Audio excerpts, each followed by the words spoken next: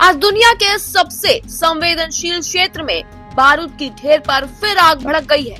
एक तरफ इजराइल और संयुक्त राज्य अमेरिका ने ईरान पर संयुक्त सैन्य हमला शुरू कर दिया है, तो दूसरी तरफ पूरा पेट्रोल और डीजल बाजार धड़क रहा है, क्योंकि युद्ध की लपटें सीधे भारत की ऊर्जा सुरक्षा और अर्थव्यवस्था तक पहुंच सकती है। हालांकि अब सवाल उठता है कि क्या हुआ है और आखिर ये युद्ध कैसे शुरू हुआ। तो आपको बता दें कि शनिवार की सुबह अमेरिका और इजराइल ने ईरान पर बड़े पैमाने पर हमला कर दिया है।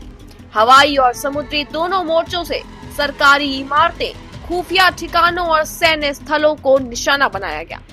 राजधानी तेहरान के आसपास धमाके सुनाई दिए और आसमान में काला धुआं उठता हुआ नजर आया। ये हमला अमेरिका और इजराइल का संयुक्त निर्णय था और इसका लक्ष्य ईरान को परमाणु हथियारों के विकास से रोकना बताया जा रहा है। लेकिन सिर्फ हमले से बात नहीं रुकी। बता दें कि ईरान ने जवाबी रुख अपना लिया है और टकराव के बाद अब पूरे युद्ध की तरफ बढ़ता हुआ ईरान नजर आ रहा है। पहले भी कई कूटनीतिक प्रयास हो चुके हैं बातचीत के लिए, लेकिन वो सारे सफल नहीं रहे और इसलिए सैन्य संघर्ष में तब्दील हो गए। अब सवाल उठता है कि आखिर ये युद्ध भारत के लिए क्यों खतरे की घंटी माना जा रहा है।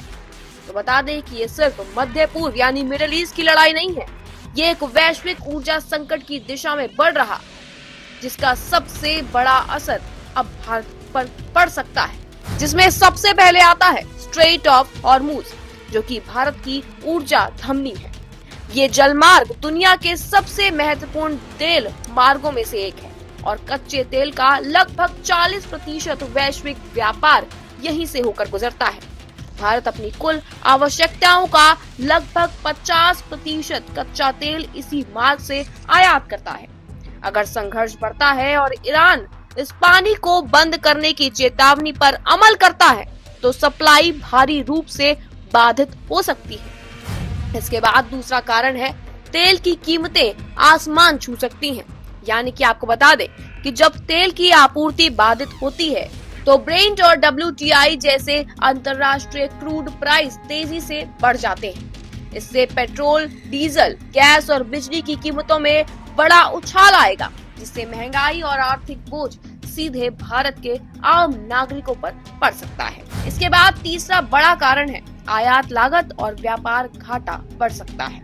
यानी कि महंगी ऊर्जा के कारण भारत का कच्चा तेल आयात बिल और व्यापार घाटा यानी कि ट्रेड डेफिसिट बढ़ सकता है, जिससे रुपये की कीमत दबाव में आ सकती है।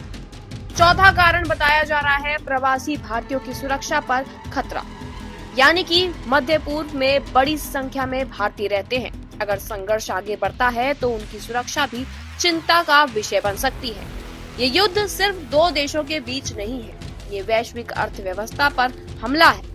जब मध्य पूर्व में तनाव बढ़ता है तो हर बड़ा देश अपनी रणनीति बदल लेता है। सऊदी अरब और UAE जैसी ऊर्जा शक्तियां तेल उत्पादन बढ़ा रही हैं, ताकि सप्लाई में गड़बड़ी की जगह भरी जा सके। लेकिन ये अक्सर अस्थायी सॉल्यूशन होते हैं। अगर स्ट्रेट ऑफ हॉर्मुज बंद हो जाता है तो दुनिया भर में सप्लाई चेन बिखर सकती है।